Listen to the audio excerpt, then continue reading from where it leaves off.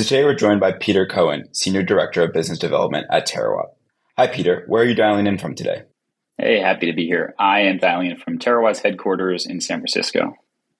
Awesome. So I know that Terawatt plays in the electric charging industry or sector, but could you describe in a little bit more detail what Terawatt's product is and how it actually provides value to customers? Sure thing. So we are a full stack provider of electric vehicle charging solutions for fleets. So we were established a number of years ago to acquire property and develop large-scale charging depots with a focus on the fleet and customer, whether that be a light-duty vehicle like a ride-hailing or a rental car company, or a heavy-duty trucking company that is hauling freight. We go out and buy property, and we invest in the long lead time equipment and in upgrades to those sites to bring in lots of power, to put in the chargers, obviously, to develop those sites into large-scale charging depots. And then we operate and maintain them for our end customer. So the end result is a multiple megawatt facility. So a very large scale could be tens of chargers and tens of megawatts at our facilities, which is a lot of power, larger than some skyscrapers in many cases. And then we operate those for our customers so that they don't have to go through the hassle of building or developing all that charging themselves. As well, it alleviates the need for them to rely on public charging, which is either a smaller scale, less reliable, or if you're a heavy duty truck, just your vehicle won't simply fit in those stalls. And that's what we're doing here, focused in the US primarily today and really ramping up as we go into 2024. Awesome. And what was your background? How did you find yourself at Terawatt? So I've had a mixed background. Started my career in investment banking, which I'm sure many of the other MBAs in your class have as well. And then really been focused on transportation and advancements in technology in transportation from there on. So worked at VIA, where I know you also did in your past life, focused on driver supply and unit economics, getting a really deep understanding of the ride-hailing industry in my time there. I've also worked at DoorDash and got an MBA in the mix. So really focused on, like I mentioned, future of transportation. I've been with Terawatt now for 3 years. So in the last 3 years, I've been engaged with our partners in understanding as they shape their electric vehicle journeys, what that means to them. Like I mentioned, whether it be a light-duty vehicle fleet or a heavy-duty vehicle fleet, and the needs there are very different. Can talk more about that. But it's been a really exciting ride, and just seeing the advancements of technology, especially with our sustainability at the core of our mission, has been really exciting. For sure. And you've mentioned this a couple of times in terms of the different types of customers that you serve, whether it's light-duty vehicles, ride-hailing fleets. Can you maybe give us a little bit of an overview of the customer segmentation of Terawatt and maybe the different types of customers that you serve along the entire spectrum? Yeah, definitely. So I think if you are a fleet, and so focus obviously on commercial vehicles here, there's a number of different needs that you might have depending on what is the vehicle doing for your business. I would say Terawatt focuses on those fleets where there is a high need for power, meaning that the vehicle has a lot of mileage or the vehicle itself takes a lot of power just by nature of being a very large vehicle. So we don't engage as much in vehicles where there's a long dwell time or the vehicle doesn't take that much power. It can sit for a long time. Those can be solved by what is called level 2 charging. Level 2 charger is what you'd put in your own garage, for example. If you have an electric vehicle at home, it doesn't take that much power. An electrician can install it. Relatively easy problem to solve. Obviously, at really large scale, that becomes complicated. So if you're thinking about Amazon is famously putting in a lot of Rivian vehicles, those vans at their facilities in, I'm sure, large quantities in many cases, that's a more complicated problem. But if you are putting in 2 Ford F-150 Lightnings or something like that, and you're a service company, that's an easier problem. So we focus really on those fleets where in the light duty space, when the vehicle isn't running, it's not making money. So as a result, they definitely need fast charging. So that's rental cars, taxis, autonomous vehicle fleets, ride hailing of that nature, where they're really putting in lots of miles in a concentrated area. And that's where the need for a product like ours comes in handy, where it's many chargers in one location at an extremely high uptime, because if the charger's down or the vehicle's waiting in line at a public charger, whatever's barrier from them charging and getting back on the road means that they're not earning money. Then similarly, on the heavy duty side, those vehicles are just much larger. So a Class 8 truck's battery pack might be 7 times larger than what's in your personal Tesla or whatever it might be vehicle. And that just takes a lot more power to charge up the battery. In some cases, in different trucking fleets, they do have a overnight dwell time where they're not operating, but it still requires a good amount of power to charge that truck. You wouldn't be able to do that on the level 2 that's in your garage. It would just take way too long. Even in that instance, when there's a long dwell, fast charging is necessary. And at any scale, fast charging is much more complicated. It's a much more complicated piece of equipment than a level 2 charger. That's what's called level 3 charging or DC fast charging. And then as that scales up, if you're doing many trucks at one depot or trucks, they don't actually rest. It's called slip seat, where the truck will come back to its depot. It'll rest for maybe an hour between shifts of different drivers, and then it'll go back on the road. In that case, you definitely need fast charging. So those are the two segments that we focus on, where there's need for fast charging at scale, whether it be light duty or heavy duty fleets. Got it. Super helpful overview. And correct me if I'm wrong, but it seems that Terawatt has really focused on providing the services and the infrastructure around fast charging, but not necessarily like the hardware. And it seems like there's a big challenge in actually like developing the right electric charging hardware to charge a Class 8 truck within an hour. Why did the founders of the company maybe decide to more focus on like the services aspect of the business, and what opportunities do you see there versus, I'm sure more of our listeners are familiar with like the hardware aspect. So trying to understand the decision there. Yeah, definitely. So I like to say for the hardware piece, we are agnostic, but not apathetic. So we have a team in-house that has a lab where we're vetting all of the different manufacturers in the market. It is crucial for us, for our sites to work, that the chargers work, and it's all one big ecosystem that has to function together. And can talk more about this, but public charging, some of the failure points, Tesla is famous for having extremely high uptime at their sites because they control the whole stack, where a lot of other public charging providers, it's a little more fragmented in terms of hardware and software and site, and that starts to put in failure points. So we're trying to control where we think it makes sense on our own sites to have visibility into different software in the chargers and what they're operating on, but we don't build them ourselves because we rely on those experts. So to your question about when we were developing as a company, what did we want to focus on? We see a lot of similarities from data center companies or cell phone tower companies in terms of the stack that we're building to build full-scale operations that fleets can utilize. So what we focus on is that real estate piece, bringing together the power and space as our crucial value add versus focusing on manufacturing of the chargers. So bringing 10 megawatts into a 2-acre parcel in downtown Los Angeles is an extremely complicated endeavor, and that's something that we're doing actively with our partners. And then on top of that, layering in the services to make sure that the sites operate. So manufacturing is an existing industry with a lot of major players who are getting into the charging space, either incumbents or new startups and different variations. We just decided to focus on our value-added services of development and construction experts and bringing that whole package together to operate the site. For sure. That makes a ton of sense. One question I had was, a lot of your clients are obviously fleet operators and probably operated internal combustion vehicles in the past, which have their own sort of maintenance and other requirements that are associated with it.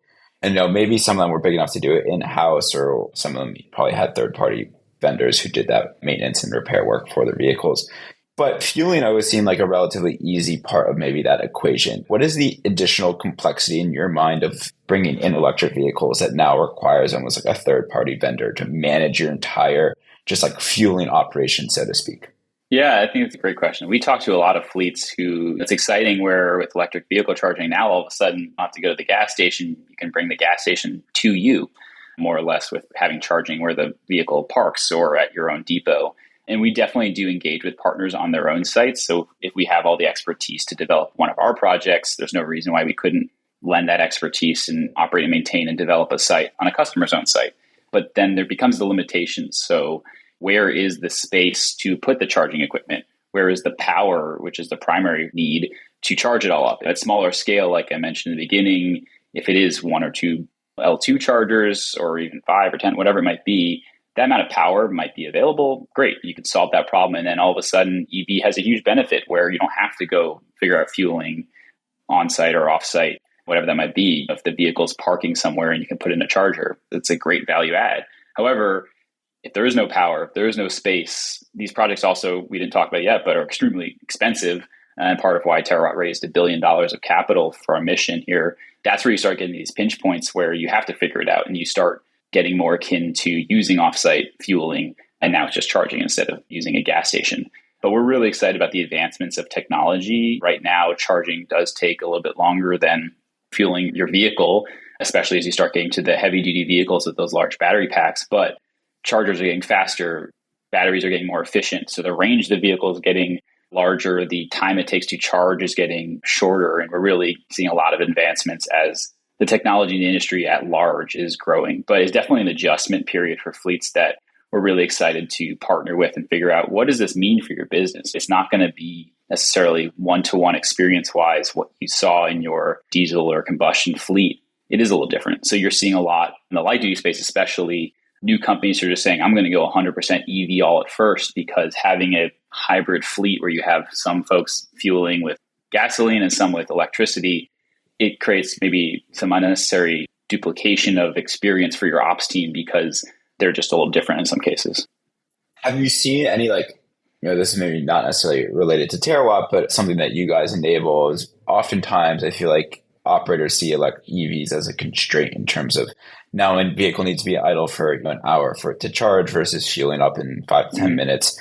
But it also has a lot of great other benefits in terms of less vehicle downtime from a maintenance perspective or additional use cases that the vehicle can do because of all the electric power on board.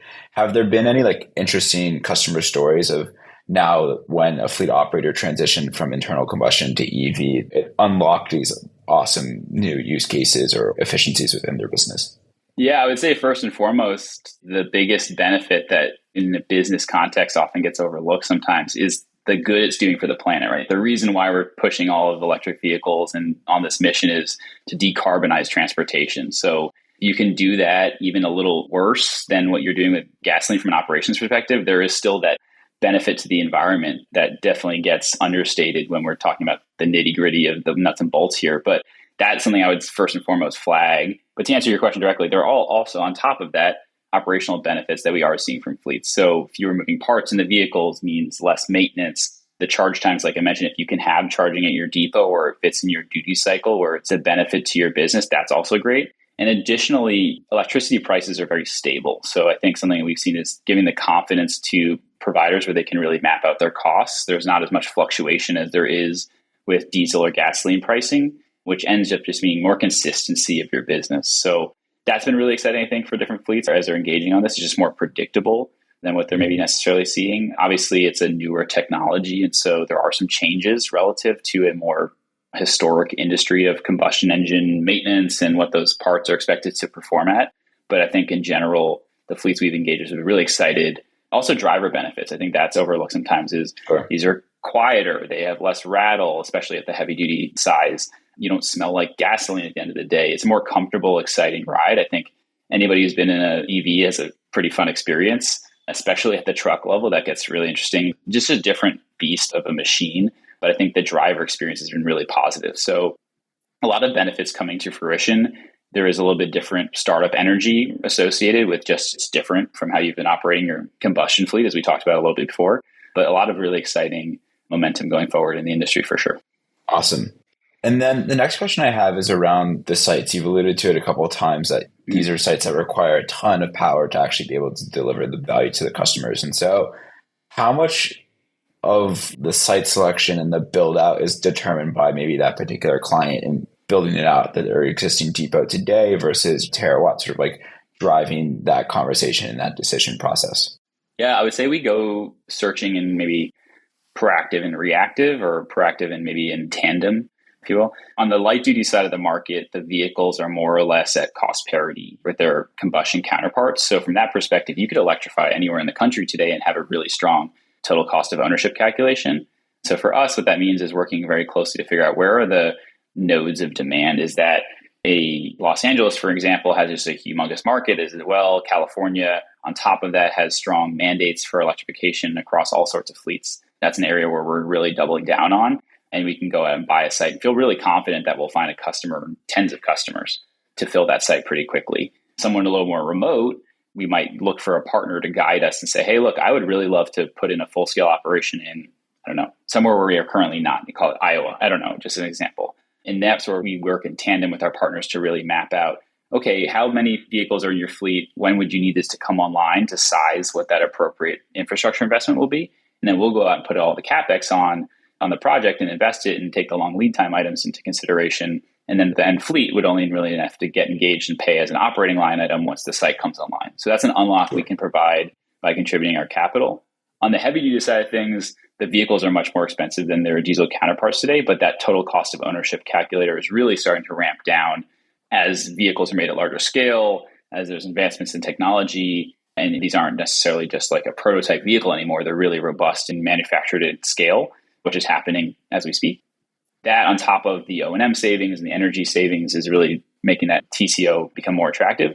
And on top of that, then we look for where there's grants and incentives to help push things along with any emerging technology industry. So a lot of that means California as a focus on the heavy duty market. So in that case, there's more macro things we can look to, like the Port of Long Beach, for example, has really strong regulations around emissions at the vehicles that service the port. So we have a site in Compton, which is close to the port where a lot of those trucks operate out of, and we can buy that proactively and know that, hey, look, when this site's ready, there's a number of customers that could come and use it versus somebody telling us to go buy something because that's what they would need for our site. So it's a combination, but definitely the key amongst all of them is in our search, power is primary. Finding that needle in a haystack where it's the combination of viable for a fleet's operations in addition to having multiple megawatts of power really whittles down the list of available properties. And we're lucky to have in-house or an amazing real estate team that's finding those needles in a haystack. And the end result is a great site for the customers that use them.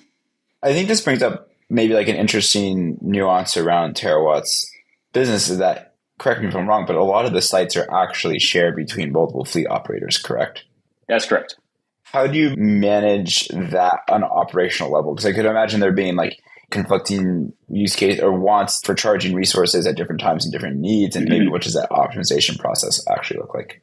Yeah, so I guess in my Iowa example, I was kind of alluding to a case where we would go buy and build something for a customer where they would use all of it, but we can decouple that utilization commitment to be more dynamic. So a huge unlock in that regard is if we can share a site across 5, however many fleets, all of a sudden chargers became a lot less expensive because they're only paying their pro rata share.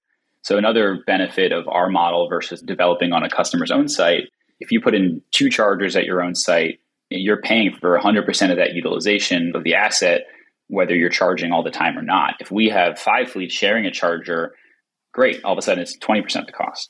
That's where we have a lot of work done internally on our software team to make sure that we can have a reservation system that dynamically matches the fleet's operations. And we work with our fleet partners very closely to make sure that a site is meeting their needs, but not being congested. It's a delicate dance to make sure that we can maximize flexibility of using the site with the best economics for the customer. And there's a lot of different ways we can slice that, from the reservation model to a dedicated stall where someone just has this stall all the time and they can cycle vehicles through it, or just maybe a whole site or a part of a site. We're pretty flexible with our partners right now as we're trying to figure out what the industry needs, with that focal point really being space and power where relevant. And on top of that, a charger that works. And then building with our partners as it might not be the same solution that they need, even within a city, because they have different operational needs based on what the fleet's doing in a given location. Yeah. I guess this brings up a question that I was planning on asking later, but I think is worth asking right now around pricing and how you guys, it's always, I feel like a challenge for every startup to think about how to like price the product that they actually provide. And just hearing you talk, it feels like there's almost like a couple of different ways you could slice your pricing, whether it's like by hour, by stall, by number of vehicles. So curious how you guys are actually going about pricing your service, and has that maybe been like a challenge to sort of like manage the different ways that you actually provide value to people and capture that value in your pricing? Yeah, I would say that in general, there's 2 different things: things we can control, things we cannot control, and then what we do about it. So what we cannot control is the price of the electricity from the site that we own if we're going through the grid. But we can control maybe is adding a battery or adding solar on top to change those costs. And then we think about our full stack of what we offer here, which is the land, the infrastructure that we've acquired and developed, the chargers obviously on top of that, and operating and maintaining the site. There's various levers of value that stack up there. And the end result, we're trying to make as simple as possible for our customers. So in the heavy duty world, we try what they're familiar with is buying diesel. So if we can replicate that experience, maybe that's a little less scary of an adoption than something that's totally different from a buying perspective. If they're saying, okay, well, I've done decades of buying diesel this way, and now all of a sudden I'm going to engage with electricity and it's a whole different calculation, that may complicate things to a way where it's not as beneficial for them to start with. But in general, what we're looking for is ways that we can match what the customer needs in terms of, one, making it make sense for their business. So that means things that are fixed versus things that are variable and what that combination looks like. It's so nuanced. So I would say that the answer is it kind of depends on the use case and the customer and the site. But at the end of the day, really, it's providing that full stack of value and making sure that it gets the customer what they need to operate their business and unlocking that CapEx and turning it into an operational line item that's a monthly invoice versus a multi-million-dollar project up front, which then they have to amortize and justify with utilization of assets over time. So it's really unlocking a lot of flexibility for the fleets by engaging in our model. And then I guess this is a two-parted question in terms of where the business is today and where it could be in the future. My interpretation right now is that there's maybe like one or two charging sites in a particular like metro area, say like Los Angeles, for example. And so by nature, that customer is limited to charging at that one site that you have today. In the future, is it sort of the ambition to build out more charging network, and then one customer could charge at multiple locations within the same metro area? And if you have a long haul customer, they'd be able to charge at multiple locations along a highway, let's say. Yeah, that's exactly right. So we believe in the power of our network. So right now it's more focused, but it's growing pretty rapidly. So having a nationwide network of the most reliable charging centers is our mission.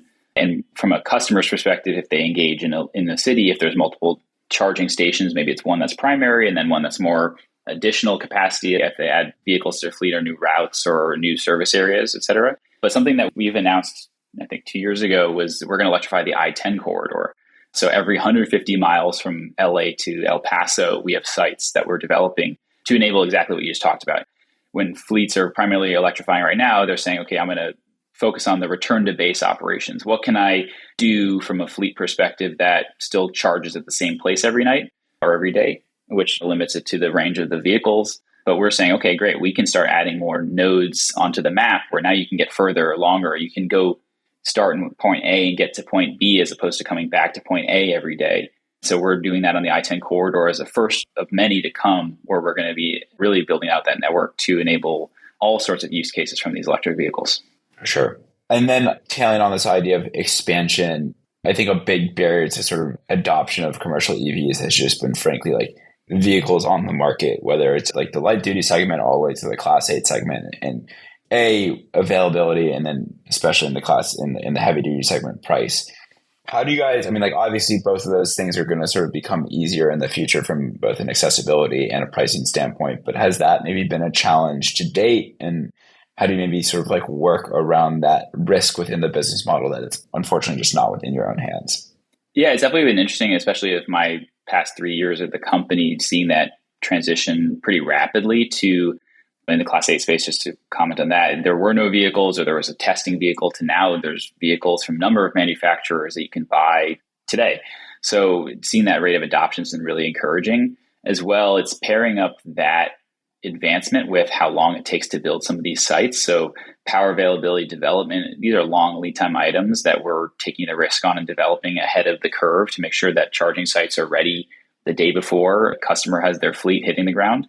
So we're working really closely with our partners to understand what they're looking at, from scaling their fleets to government officials to what it means from a policy perspective to the OEMs themselves. So having a partner in them to make sure that we are aware of the pinch points they're hearing or their roadmaps for timing for new vehicles with XYZ charging capability and range, making sure that our sites can match that capability. So right now we're putting in chargers at a certain rate that we know will be upgraded in the future.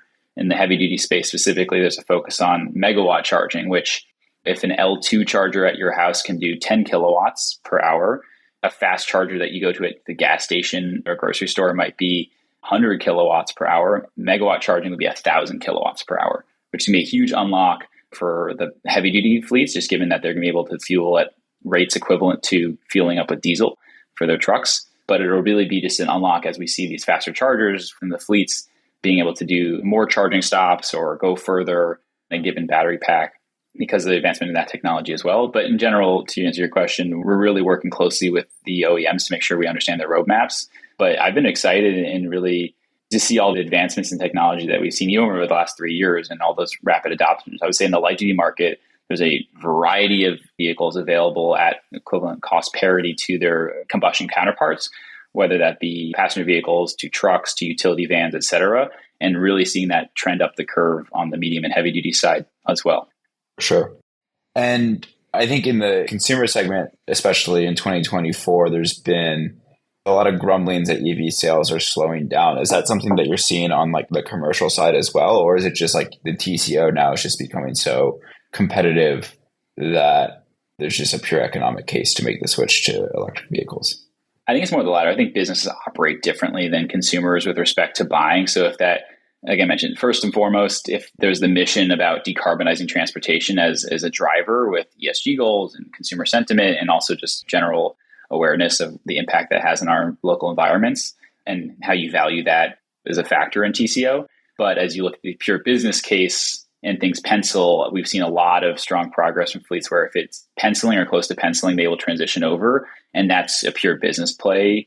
Charging infrastructure becomes part of that equation. And where oftentimes we get engaged with fleets is they've piloted maybe once or twice and they've done that themselves or self-serviced, realize the pain points, realize the learnings of what they need to scale, and then really want to plan with a partner to scale efficiently and effectively. And we've seen a lot of success there. So I would say that ramp is still very much on the positive upwards in the fleet space, which has been great for us to see and really just have that industry starting to bloom.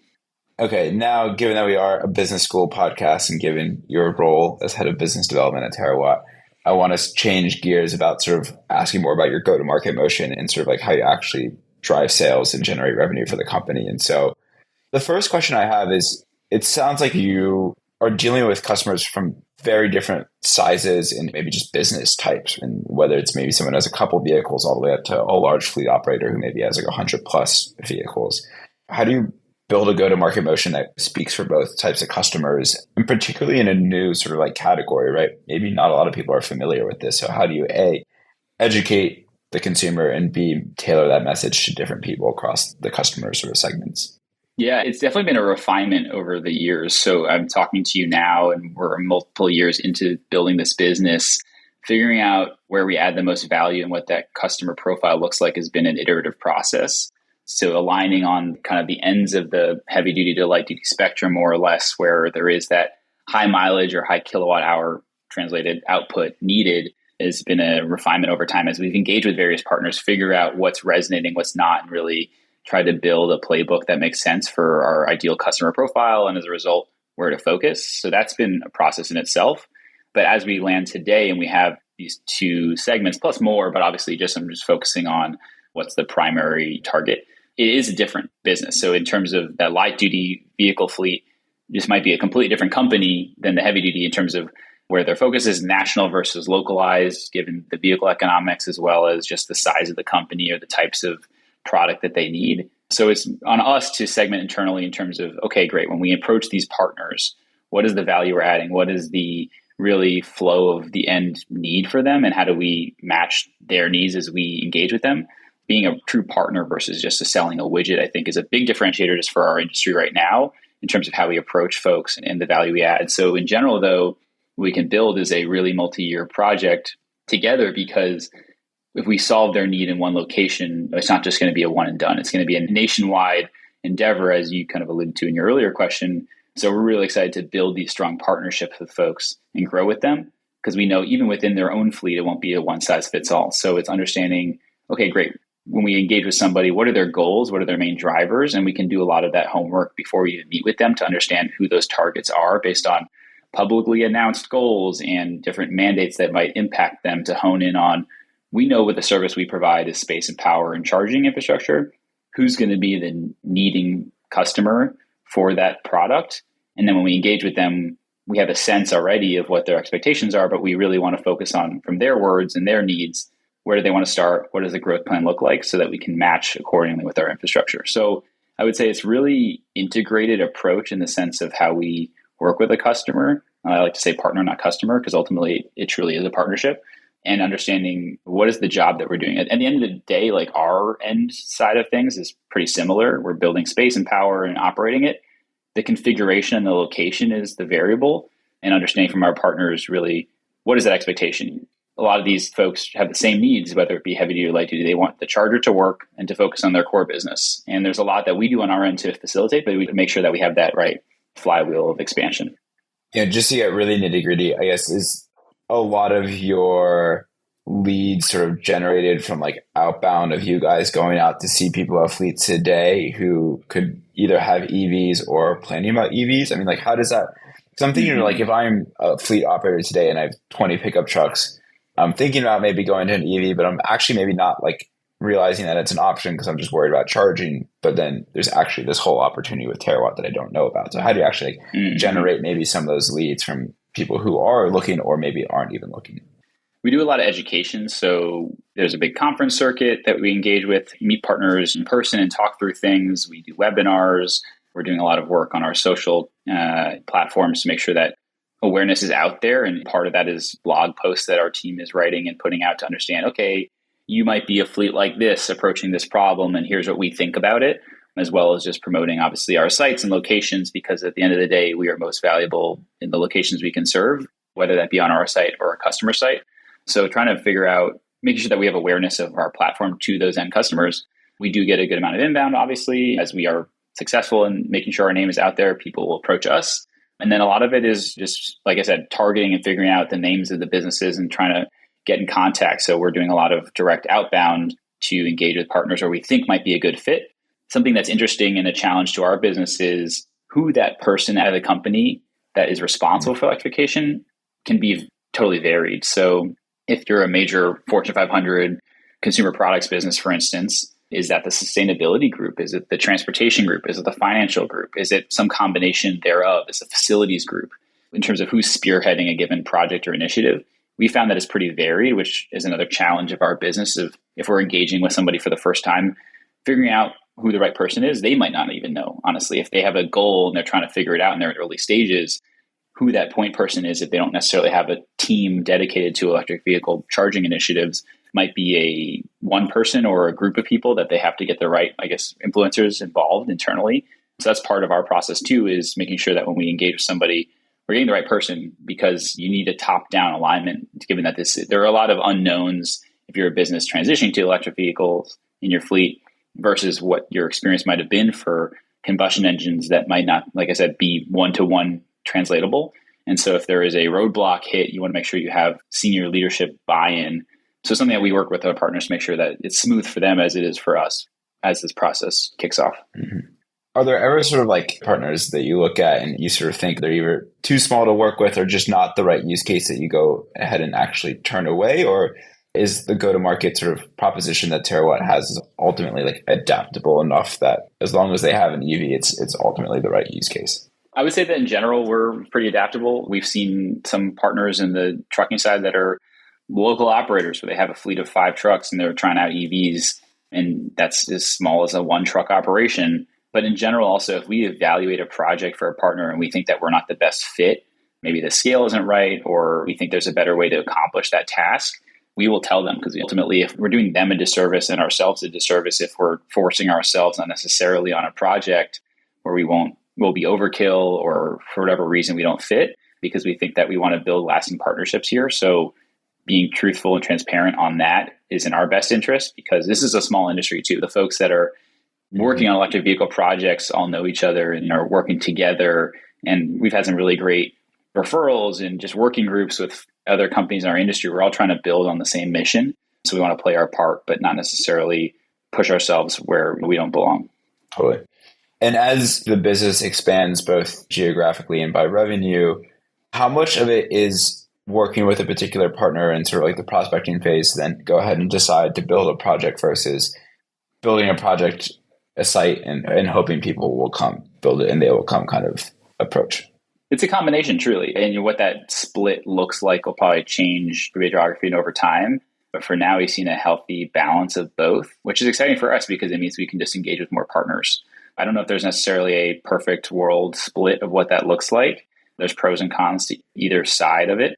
But in general, what's common among both is just more building, more charging. So I think our mission really is to get as many sites live as we can as quickly as possible and have them be filled by fleets. And we're trying to balance when that solution is needed for a given market, and knowing our sites are quite sizable in general. And so making sure that we can really add value in the markets that we enter into. And in terms of like a competitive landscape, obviously, I'm sure a lot of the listeners are very familiar with the consumer EV charging solutions out there, whether it's the Tesla Supercharging Network or Electrify America, ChargePoint. Are those players thinking about moving eventually into the commercial space as well? Or are there other sort of like more commercially focused charging operators out there that you're sort of competing against? And maybe to tack onto this question, like Tesla obviously already has this like huge head start. Is that something that you're worried about that they could quickly pivot into the commercial space? Or do you see it as kind of like a growth driver because more people are familiar with EVs as a result? Definitely, I think the familiarity and experience with EVs in general is helpful. If you're able to tap into a low lift solution like public charging to start electrifying your fleet, that's a great way to, if you, hey, I'm going to rent a vehicle for 3 months and I can use the charger down the road and I can try this out, great. But I think for fleets specifically, just their needs on uptime and availability are unique relative to the public, which needs a solution like ours. So if you show up to a charger and somebody's in the stall or the stall is broken, that doesn't work for a business. That's a mission critical asset where that's lost revenue or driver time or whatever it might be.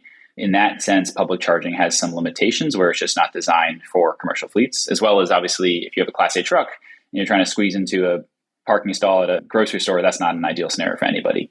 So those are some limitations where just the public charging solution isn't necessarily the right answer for fleets. On top of that, though, who is entering, and if you don't call Terawatt and we're your partner, what does that look like? There's a whole constellation of different opportunities and solutions and partners out there.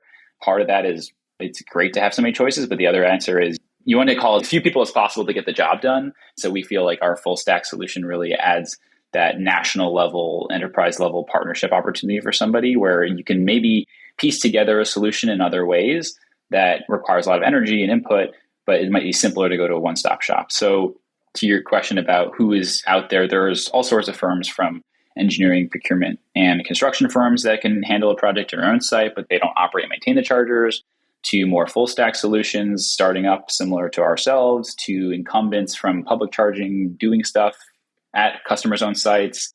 There's a variety of options and solutions there. I would say the answer really ends up for what the best fit is for a fleet comes down to what's the job that they need to be done. How important is uptime, mission critical asset to them? How important is having their own depot or reservations and having this dedicated space with lots of power? I would say that something more unique to ourselves versus a lot of the other people in the market is this acquisition of property for this end product, because it just unlocks a lot of freedom for us to design and build our sites how we want them to and to provide the best economics to our end customers. If we were to go lease a property and develop on that, that's constraining the economics of whatever development we're doing to that lease term. So we're squeezing things in. That's often sometimes something we see as a limitation for our partners is if they have a facility and maybe they have the space and they have the power, which are definite ifs in general, they're on a leased site where, okay, are they going to invest resources in there? Is the landlord willing to engage on a project like this? So lots of variables all across the board here that we're trying to be a solution provider just to eliminate as well as focus on so you don't have to type of thing. But definitely there are different opportunities out there for fleets. So it's not just so clear and cut of what the path is, which is another thing that we're trying to educate on. Yeah. Goes to show, I guess, charging seems very simple at first glance, but there's a lot that actually goes into it that makes the whole solution very complicated. Exactly. Ultimately, it just needs to work. You should plug in and the vehicle should get back on its way. There's a lot that's done behind the scenes to make that happen. Great. And for our final question, we always kind of like to ask for a little bit of career advice. And given that you also got an MBA, I'm sure there's a lot of students who are very interested in sort of getting into more technical companies, particularly in the sustainability and climate change space, who don't have a technical background. So what kind of recommendations would you have for an MBA trying to get into a company like Terawatt or equivalent? Yeah, I would say in general, in these more technical companies, the question, what is the role that you're doing and how technical do you have to get? So in my role particularly, I have an engineering background, but I'm not an engineer by trade, which probably helps to some extent, but doesn't give me the full way of being an expert like some of the folks on our team by any means. But I would say you definitely have to know enough to be understanding of when I engage with a partner, what are the problems they're facing? What's the language that they're speaking? And how do I translate what we're capable of doing? That's technical enough, but also it's powerful for me to know when I have my limitations and to bring in the right people in our team to coordinate everything together. So there's a barrier for sure in terms of baseline understanding of the product that you're offering, but you don't have to necessarily in different roles be as expert as the expert who is handling the very technical aspect, I guess, to answer that question. So, I know a lot of MBAs like to be project managers. That's obviously more technical in terms of engaging directly with a software team or a more technical team that's building something. But there are a variety of strategy and business development type roles where you can be less technical from a skills perspective at a technical company. So I'd say there's a lot of new opportunities in the climate space across the board, and product that the company's offering can be more technical or less technical. A really exciting space in general. I say a lot of my classmates as well, I'm 4 years out from an MBA now, have gravitated towards climate if they didn't already work in it, which is really exciting for me to see because more of my friends can talk about what I'm doing all day. But I would say the future is definitely bright in that regard, and there's lots of opportunities. Awesome. Well, this episode was great. I could have kept talking to you for very long, but I'm sure our listeners have many other things to do. So do you. So thank you again so much for your time. And it was an absolute pleasure.